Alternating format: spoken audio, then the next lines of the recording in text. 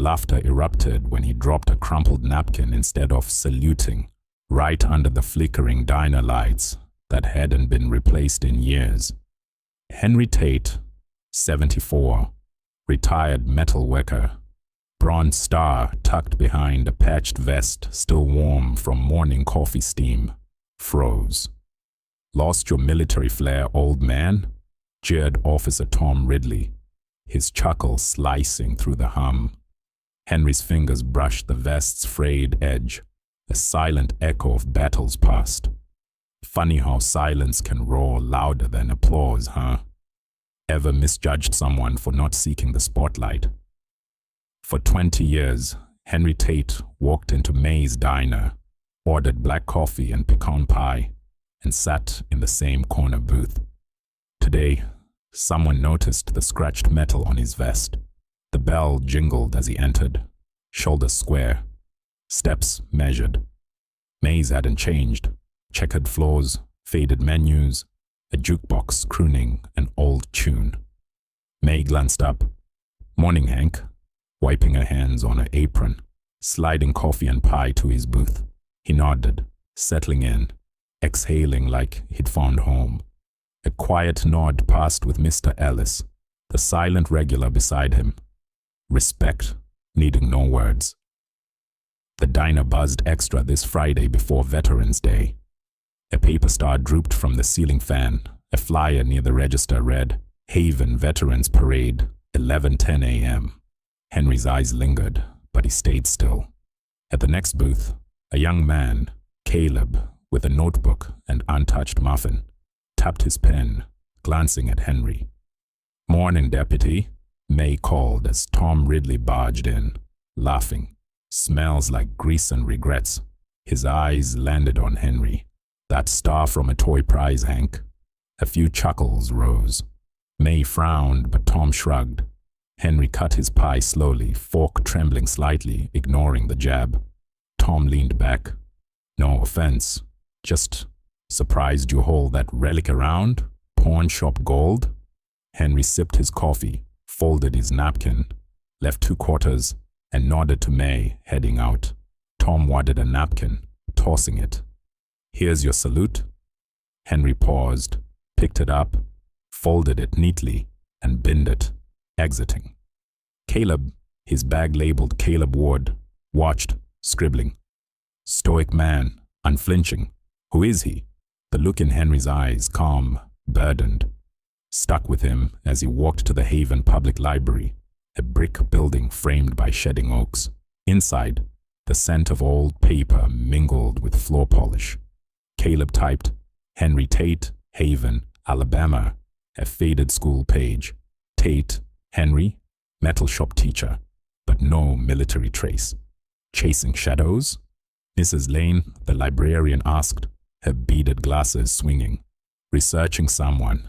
"Henry Tate," Caleb said, her brows lifted. "Hank taught here, said more with less. Quiet types hide deep stories."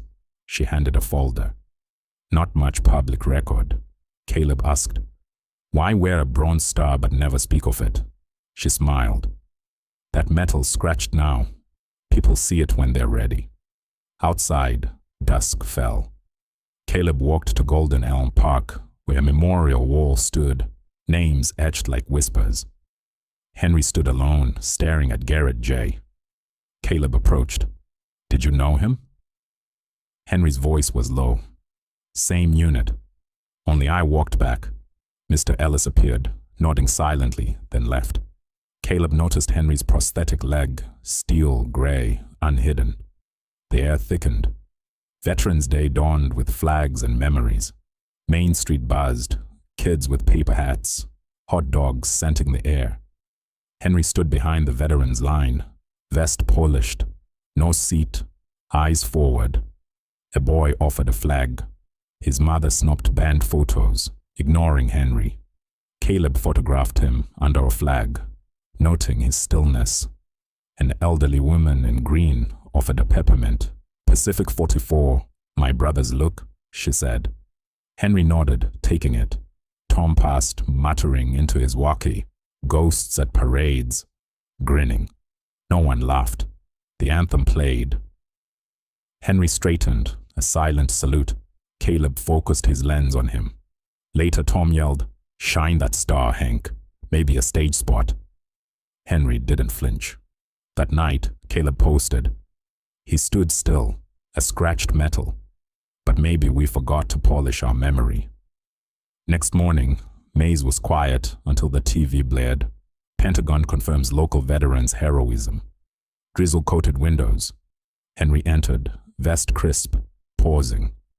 Caleb, phone buzzing with veteran forums, sat with cold coffee.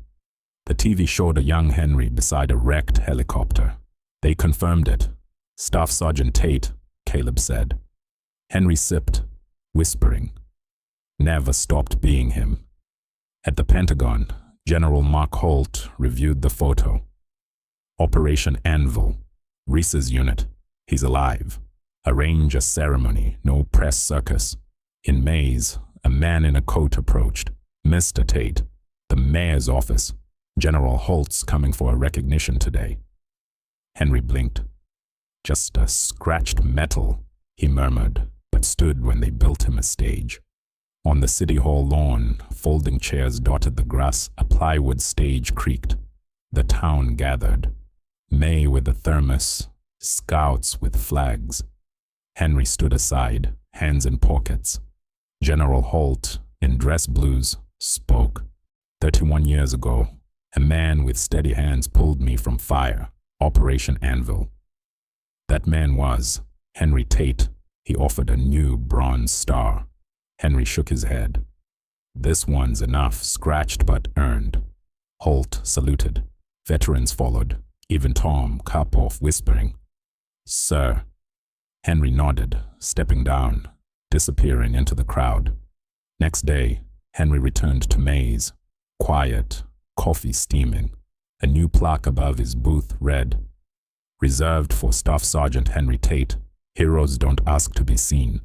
Caleb left a Stars and Stripes front page.